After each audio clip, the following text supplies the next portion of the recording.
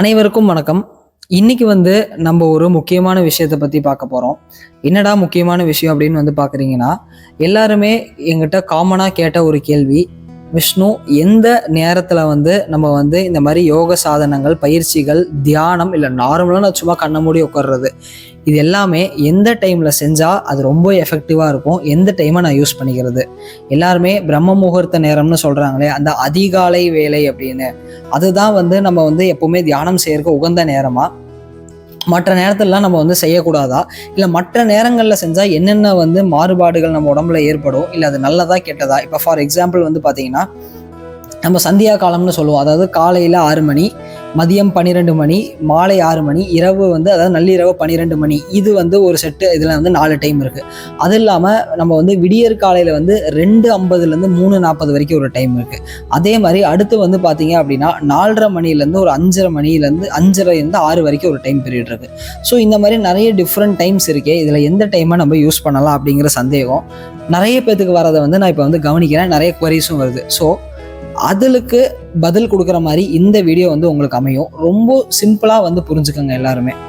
ஏன் அப்படின்னா, முதல்ல நான் எடுத்தோன்னே உங்களுக்கு ஒரு பதில் இங்கே என்ன சொல்கிறேன்னா, இந்த தியானம், ஆன்மீகம், ஞானம் இதுக்கு எல்லாமே ஃபிக்ஸ்டு டைம் அப்படிங்கிறது கிடையவே கிடையாதுங்க. இனிஷியல் ஸ்டேஜஸில் எதுக்கு எல்லாருமே உங்களை பிரம்ம முகூர்த்தத்தில் எந்திரி, தினமும் 4 வேளை ப்ராக்டிஸ் பண்ணு, மெடிடேட் பண்ணுன்னு சொல்கிறாங்கன்னா, உங்களுக்கு அந்த ஒரு பழக்கத்தை முதல்ல கொண்டு வரணும் அப்படிங்கிறதுக்காக தான். உடனே இந்த வீடியோ பார்க்க நமக்கு தெரிஞ்ச விஷயமா தான் இருக்குன்னு ஸ்கிப் பண்ணிட்டு போகாதீங்க. இன்னும் போக போக இதில் நிறைய விஷயம் பேச போகிறேன். ஸோ அதை பொறுமையாக உட்காந்து கவனிங்க. இப்போது என்னன்னா நம்ம எல்லாருமே சொல்கிற மாதிரி ஏன் காலையில் 4:30 மணிக்கு எந்திரி அப்படின்னா, அந்த நேரத்தில் பார்த்தீங்கன்னா, இப்போ இயற்கையாகவே நம்ம மனுஷனோட ஹியூமனோட தாட்ஸ் ஆகட்டும், நம்ம எமோஷன்ஸ், ஃபீலிங்ஸு எல்லாமே எனர்ஜி, ஃப்ரீக்வன்சி, வைப்ரேஷன் தான். இப்போ நம்ம எல்லாருமே காமனாக சொல்கிற மாதிரி, இப்போது அந்த எனர்ஜி, ஃப்ரீக்வன்சி, வைப்ரேஷன்ஸ் எல்லாமே பார்த்தீங்கன்னா நல்லதாக இருந்தால் பிரச்சனை இல்லை, நமக்கு பாசிட்டிவாக நமக்கு அமையும். இதுவே நமக்கு இந்த நெகட்டிவாக இருக்குது, இல்லை ஏதோ ஒரு கன்ஃபியூஷன்ஸாக இருக்குது அப்படின்னா என்ன ஆகுனா, ஆப்போசிட்டில் இருக்கவங்க கன்ஃபியூஸ்டாக இருந்தால் நம்மளே அது தாக்கும். ஸோ அதனால தான் பார்த்தீங்கன்னா, இந்த விடியற் காலையில் என்ன இருக்குன்னு பார்த்தீங்கன்னா, எல்லாம் நல்லா தூங்கிட்டு இருப்பாங்க, எந்த பிரச்சனையுமே இருக்காது. அப்போ கம்ப்ளீட்டாக சைலண்ட் ஜோனில் இருக்கும்போது உங்களை எதுவுமே டிஸ்டர்ப் பண்ணாதுங்கிறதுக்காக ஒரு விஷயம். சரிங்களா. ரெண்டாவது, அந்த நேரம் இயற்கையாகவே பார்த்தீங்கன்னா, இந்த பூமி சுழலும் அந்த ஒரு பேட்டர்ன்லாம் இருக்குது இல்லைங்களா, அது எல்லாருமே தெரிஞ்சிருப்பீங்க. ஸோ அதனால பார்த்தீங்கன்னா, அந்த ஒரு நேச்சுரலாக ஒரு நல்ல ஒரு அப்சர்ச் ஆஃப் எனர்ஜி அந்த இடத்துல நமக்கு இருக்குங்கும்போது நமக்கு மைண்ட் ஈஸியாக காம் ஆகும், ஈஸியாக டியூன் ஆகும், நம்ம அந்த பிளிஸ்ஃபுல் ஸ்டேட்குள்ளே ஈஸியாக போகலாங்கிறதுக்காக சொல்லுவாங்க. ஆனால் நான் இந்த நேரத்தில் மட்டும்தான் தியானம் செய்வேன், எனக்கு இந்த நேரம் மட்டும்தான் வருதுப்பா, எனக்கு வேறு எந்த நேரத்துலையுமே வரமாட்டேங்குது, எல்லாரும் ஒவ்வொருத்தரும் ஒவ்வொரு நேரத்தில் உட்காந்து பண்ணுறாங்க, ஆனால் நான் எந்திரிச்சேன்னா இந்த டைமில் தான் பண்ணுவேன், அந்த மாதிரி எப்போவுமே வச்சுக்காதீங்க. நீங்கள் எந்த டைமில் உட்காந்தாலும் சரி, எந்த செகண்டில் நீங்கள் கண்ணை மூடணும்னு நினச்சாலும் அந்த இடத்துல தியானம் உங்களுக்கு நிகழணும். ஏன் அப்படி சொல்கிறேன்னா, நம்ம எல்லாருமே என்ன பண்ணுறோன்னா, ஒவ்வொன்றுக்கும் ஒரு டைம் ஃபிக்ஸ் பண்ணுறோம். அதாவது நம்ம எல்லாருமே இப்போ எப்படி பழகிட்டோம் அப்படின்னா, ஸ்கூலுக்கு போகிறோம் அப்படின்னா 9 to 5 நான் ஸ்கூலுக்கு போயிட்டு வருவேன், இல்லை ஒரு ஆஃபீஸ் போகிறேன்னா 10 to 5 நான் ஆஃபீஸ் போகிறேன். அப்படிங்கும்போது அதே மாதிரி ரொட்டீனுக்குள்ளே இதையும் புஷ் பண்ணுறீங்க. நான் ஃபுட் எடுக்கிறேன்னா ஈவினிங் 8க்கு எடுப்பேன், நான் தூங்குறேன் அப்படின்னா 10 மணிக்கு தூங்குவேன். இந்த மாதிரி டைம் ஃப்ரேம் வச்சு நம்ம நம்ம லைஃப் எல்லாம் வாழ்ந்துட்டுருக்கோம். அதே மாதிரி ஒரு டைம் ஃப்ரேம்குள்ளே நான் 5 மணிக்கு மெடிடேட் பண்ணுவேன், காலையில் 4:30 மணிக்கு மெடிடேட் பண்ணுவேன், 5 மணிக்கு எந்திரிச்சே ஆவேன். இது எதுவுமே தேவையில்லைங்க இந்த இடத்துல. ஏன்னா இந்த தியானம் அப்படிங்கிற ஒரு விஷயம் ஆட்டோமேட்டிக்காக நமக்குள்ள நிகழ்கிற ஒரு விஷயம். தியானம் அது ஒரு நிலை. இப்போ தூக்கம் அப்படிங்கிறது எப்படி ஒரு நிலையாக அப்படியே இருக்கும். நீங்கள் நினச்ச போதெல்லாம் தூக்கத்துக்குள்ளே நீங்கள் போயிட்டு வர முடியாது. தூக்கம் வரும்போது தான் உங்களால் தூக்கத்துக்குள்ளே போக முடியும். நீங்கள் கஷ்டப்பட்டு நான் தூங்க வைக்கிறேன்னா தூங்குவீங்களா? முடியாது இல்லையா? அது எவ்வளோ பாடு பண்ணும். அதே தான் இங்கேயும். இந்த தியானம் ஒரு இயற்கையாக இந்த பிரபஞ்சத்தில் இருக்கிற ஒரு அலைவரிசைனே எக்ஸாம்பிளுக்கு வச்சுக்கோங்களேன். அந்த அலைவரிசைக்குள்ளே நீங்கள் டியூன் ஆனீங்கன்னா உள்ளே போயிட்டு வெளியே வருவீங்க. இல்லைன்னா அதை டியூன் பண்ணுறது ரொம்ப கஷ்டம் உள்ளே போகிறதுக்கு. ஏன் எல்லோரும் இவ்வளோ சிரமப்பட்டு கஷ்டப்பட்டு கையை இறுக்கி கண்ணை மூடி முத்திரையை வச்சு மேலே பார்த்து கீழே பார்த்து மூச்சை இழுத்து மேலே இதெல்லாம் ஏன் பண்ணுறாங்கன்னா, அந்த தியான நிலையை உருவாக்க முயற்சி பண்ணுறாங்க.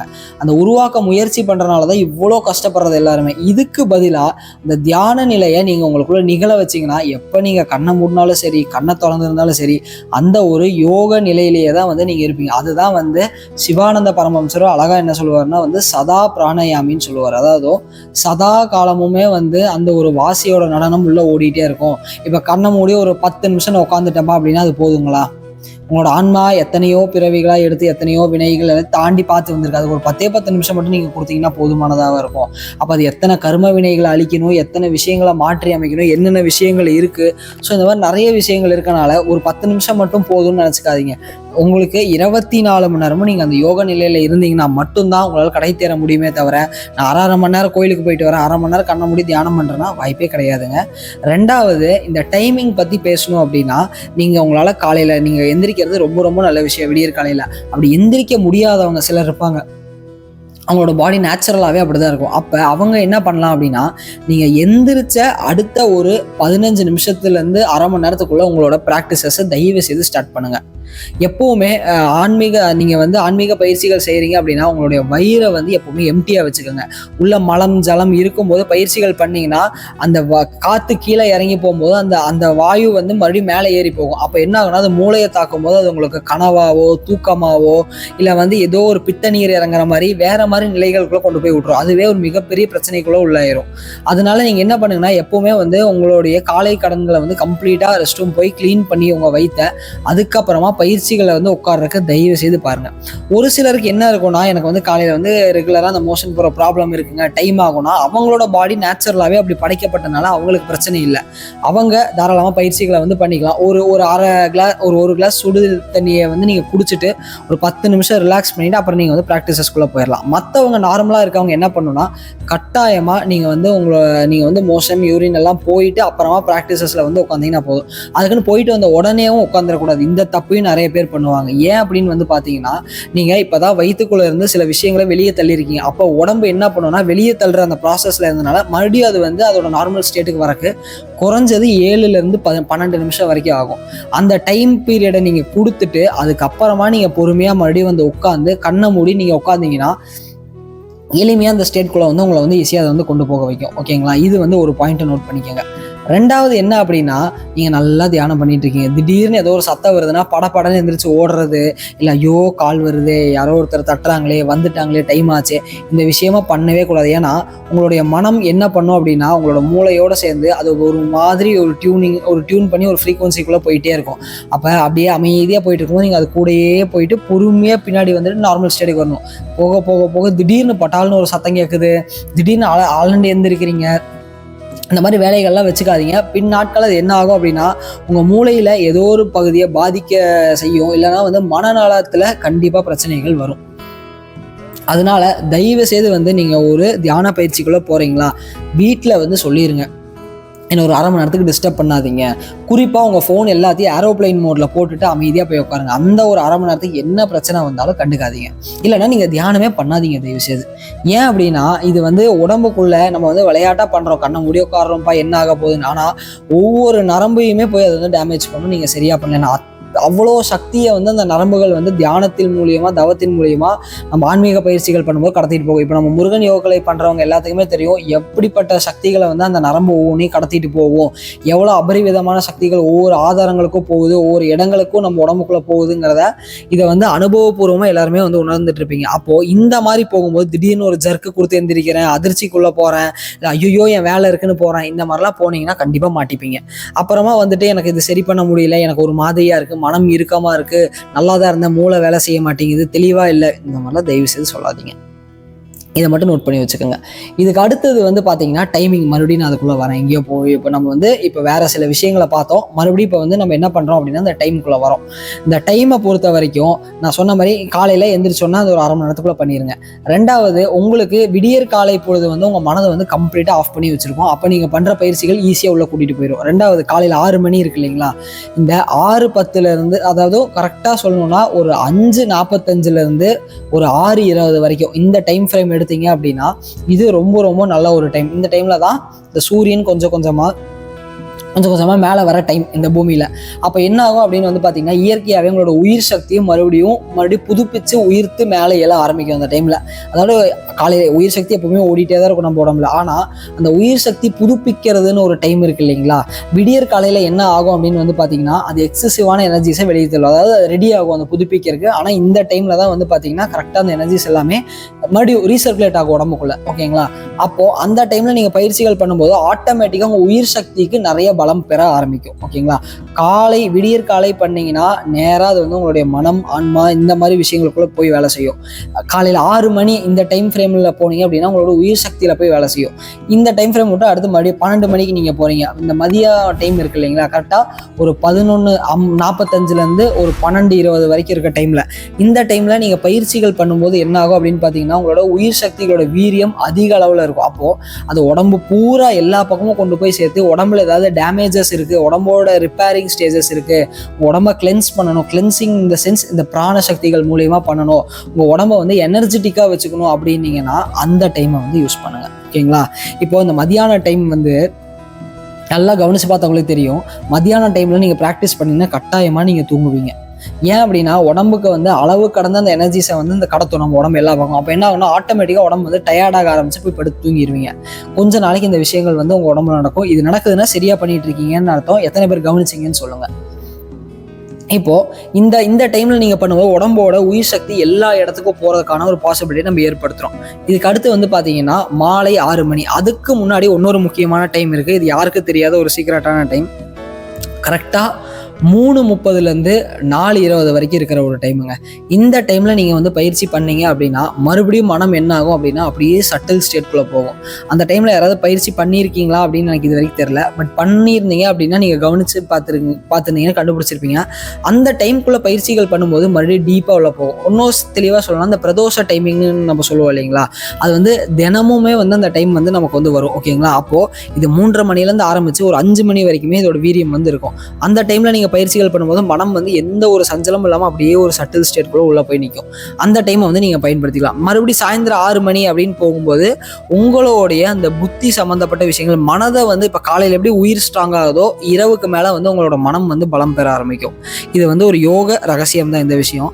அப்போ நீங்க இரவு நேரங்களில் இந்த 6 மணிக்கு இந்த சாயந்தரம் அந்த மாதிரி நேரங்களில் பயிற்சிகள் பண்ணும்போது உங்களுடைய மனம் சார்ந்த விஷயங்கள், இன்ட்யூஷன் நம்ம சொல்றோம் இல்லைங்களா, ஆழமான அந்த தோணல்கள் இந்த விஷயங்கள் எல்லாமே அப்போ வந்து பலம் பெற ஆரம்பிக்கும். இதுக்கு அடுத்து கடைசியா இருக்கிறது வந்து பாத்தீங்கன்னா நள்ளிரவு அந்த தியானம், நள்ளிரவு ஜபம்னு சொல்லலாம். ராக்கால சாதனைன்னு காகபூஜர் அழகா சொல்லுவாரு. இந்த நேரம் வந்து எல்லாத்துக்குமான நேரம் கிடையாது. நான் வந்து ஆரம்பத்துல யாருக்குமே இதை வந்து ப்ரிஃபர் பண்ண மாட்டேன். நான் வந்து திடீர்னு சாகசம் பண்ண போறேன், நான் ஒரே நாள் ஆன்மீகத்துல வந்து முதிர்ச்சி அடைய போறேன்னு இந்த டைமை யாரும் உடனே ட்ரை பண்ணி பார்த்துறாதீங்க. இப்போ நம்ம கிளாஸ்லேயே ஸ்டூடெண்ட்ஸ் வராங்கன்னா ஒரு குறிப்பிட்ட சிலருக்கு மட்டும்தான் இந்த டைமை வந்து நம்ம வந்து பண்ண சொல்லி கொடுப்போம். மற்றவங்களுக்குலாம் இந்த ஆக்சஸ் வந்து நம்ம கொடுக்க மாட்டோம். ஏன் அப்படின்னா இந்த நள்ளிரவு 12 மணிங்கிறது சூரியனும் சந்திரனும் ஒரே நேர்கோட்டுக்கு வர ஒரு டைம். ஓகேங்களா? இது சயின்டிஃபிக்கலாக அப்படிதான். நீங்கள் போய் தாராளமாக செக் பண்ணி கூட பார்க்கலாம். இந்த டைமில் என்ன ஆகும் பார்த்தீங்கன்னா உங்களோட மனம் உயிர் எல்லாமே ஒரே நேர்கோட்டுக்கு வரும். உங்கள் ஆன்மா, மனம், உயிர் எல்லாமே ஒரே ஸ்ட்ரெயிட் லைனில் இருக்கும்போது அந்த நேரத்தில் நீங்கள் கரெக்டான பயிற்சிகள் பண்ணீங்க அப்படின்னா டக்குன்னு உள்ள கிளிக்காகி இழுத்துட்டு போயிடும். இதுவே அந்த நேரத்தில் நீங்கள் லேசாக ஏதாவது தப்பாக பண்ணுறீங்க, இல்லை வேற ஒரு டைமென்ஷனுக்குள்ளே போனீங்க அப்படின்னா இந்த இரவு நேரங்களில் மித்த சக்திகள்லாம் நம்மளை சுற்றி ஊடுருவ வருது உங்களால் பார்க்க முடியும். அதுக்கு வந்து பயந்து போயிட்டீங்க அப்படின்னா உங்கள் மனம் வந்து டக்குன்னு ஃப்ரீஸ் ஆயிரும், லாக் ஆயிரும். அதனால என்ன பண்ணணும் அப்படின்னா நீங்கள் முதல்ல வந்து அந்த அளவுக்கு மன வலிமை, மனதிடம், உங்களோட அந்த ஆரா எனர்ஜி எல்லாம் ரெடி ஆச்சு அப்படின்னா அதுக்கப்புறம் தாராளமாக நீங்கள் வந்து இரவில் வந்து நீங்கள் பயிற்சி பண்ணலாம். காகபூஜர் அழகாக என்ன சொல்லுவார் அப்படின்னு வந்து பார்த்தீங்கன்னா ராக்காலம் அப்படிங்கிற இரவு நேரத்தில் உன்னுடைய கதவுகள் அனைத்தையுமே அடைச்சிட்டு உள்ள வந்து உள்ள இருக்கிற அந்த கண்களை பாருன்னு சொல்லுவாரு. அப்படின்னா என்ன அர்த்தம்னா இரவு, அதாவது இந்த டைம்ல வந்து உன்னோட 9 வாசல்கள் இருக்கு இல்லையா நம்ம உடம்புல, அதை க்ளோஸ் பண்ணிட்டு, அதாவது அதை மூடிட்டு நீங்க வந்து என்ன பண்ணணும்னா உங்களுக்குள்ள அந்த கண்கள் அப்படின்னா இந்த கண்கள் இல்லை, உங்களுடைய ஞானக்கண், மனக்கண், நம்ம பிட்யூட்ரி, பீனியல் இதெல்லாம் சொல்றோம் இல்லைங்களா, அதை தான் உள்ள உட்காந்து அந்த ஒரு விஷயங்கள். உடனே பிட்யூட்ரி கிளாண்டை பாரு, பீனியல் கிளாண்டை பாருன்னா நம்ம எல்லாரும் என்ன நினைச்சுக்கிறாங்கன்னா கிளாண்டை பாருன்னு. அந்த கிளாண்டெல்லாம் உங்களால வந்து அப்படி பார்க்க முடியாதுங்க. அந்த கிளாண்டுக்குன்னு ஒரு எனர்ஜி, அதாவது நம்ம எல்லாராலையுமே ஒரு ரகசியம் என்னன்னா நம்மளோட எனர்ஜி பாடிஸை தான் பார்க்க முடியும், எனர்ஜி பாடிஸை தான் ஃபீல் பண்ண முடியும். அதுதான் நம்ம வந்து ஃபிசிக்கலாக ஃபீல் பண்ணுறோம்னு நினச்சிட்டு. இப்போ நம்ம ஒரு கை இருக்குது, இன்னொருத்தரோட கையை போய் தொடுறோம்னா நேராக அவங்க கையை போய் தொடுறதெல்லாம் நம்மளால ஃபீல் பண்ண முடியாது. அந்த கையில் இருக்கிற எனர்ஜி, நம்ம இருக்கிற எனர்ஜி, இது ரெண்டும் வந்து உராயும் போது ஏற்படுற ஃபீலிங் தான் அது. ரொம்ப சிம்பிளுங்க. என்னன்னா நீங்கள் வந்து உங்கள் கை மறுத்து போச்சுன்னா அந்த கையை கொண்டு போய் வேறு இது மேலேயே வச்சிங்கன்னா உங்களுக்கு அந்த ஃபிசிக்கலான ஃபீலிங்கே வந்து தெரியாது. ஏன் அப்போ தெரியாமல் போகுது? ஏன்னா அந்த இடத்துல அந்த எனர்ஜிஸ் வந்து என்ன ஆகுது அப்படின்னா கம்ப்ரஸ் ஆகிருக்கு. அப்போ வந்து உங்களுக்கு ஃபீல் பண்ண முடியலன்னு அர்த்தம். ஸோ அந்த மாதிரி தான் வந்து பார்த்தீங்கன்னா நமக்குள்ளேயுமே இருக்குது. அந்த இரவு நேரத்தில் நீங்கள் அந்த எனர்ஜி பாடி, அதாவது உள்ளுக்குள்ளே ஒவ்வொன்றுக்குமே ஒரு எனர்ஜிஸ் இருக்குது. அதில் நீங்கள் முறையாக முருகன் யோகக்கலை பயிற்சிகளை வந்து நம்ம வந்து காலையில் கொடுக்கறது, அந்த பகலில் கொடுக்குற சாதனையும் இருக்குது. நம்ம காகபுஜனரோட வழியில் சொல்கிற மாதிரி ராக்கால சாதனையும் இருக்குது. அந்த இரவு நான் கொடுக்குற அந்த பயிற்சிகளை நீங்கள் பண்ணீங்கன்னா நேராக அது உள்ளே போய் அடிக்கும் உங்களுக்குள்ள. அப்போ என்ன ஆகுனா உங்களோட உடல், மனம், ஆன்மா மூணுமே ஒரே நேர்கோட்டில் வந்து சீக்கிரமாக உங்களை உள்ளே வந்து இழுத்துட்டு போகும். ஸோ நம்மளோட பயிற்சிகள் ஏன் வந்து இவ்வளோ வீரியமாக வேலை செய்யுது, நிறைய பேரோட ரெஸ்பான்ஸ் என்னன்னா, நாங்கள் எத்தனையோ பக்கம் பயிற்சி எடுத்திருக்கோம், ஆனால் எப்படி உங்களோட மட்டும் இவ்வளோ வீரியமாக வேலை செய்யுது அப்படின்னா அதுக்கு காரணம் இதுதான். எதை வந்து எந்த இடத்துல எப்படி அடுக்கி முறையாக கொடுக்குறோங்கிறது தான் வந்து இந்த இடத்துல சூட்சமே. ஸோ இந்த மாதிரி இந்த டைம் எல்லாம் இருக்குங்க, இது எல்லாத்துலேயுமே நீங்கள் பயிற்சிகள் பண்ணலாம். ஆனால் ஒரு முதிர்ந்த யோகி ஒருத்தன் வந்து ஒரு நிலைகளை கடந்து போகிறான்னா அவனுக்கு அந்த 24 மணி நேரத்தில் எந்த டைம் அவன் எடுத்தாலுமே சரி, அது வந்து காலையிலையோ பகலோ இரவோ மதியானமோ சாப்பிட்றதுக்கு முன்னாடியோ சாப்பிட்றதுக்கு பின்னாடியோ தூங்குறப்போ தூங்கி எந்திரிச்சதுக்கு அப்போவோ இல்லை சாப்பிட்டே இருக்கும்போது நடக்கும்போது போகும்போது எப்பவா இருந்தாலும் அவன் கரெக்டாக இருந்தானா அந்த ஒரு நொடி போதும் அவனோட ஆன்மீக சாதனையை முடிக்கிறதுங்கிறத தெரிஞ்சுக்கங்க. அந்த நிலைக்கு எல்லாருமே விரைவில் வாங்க. சர்வமும் சிவமயம்.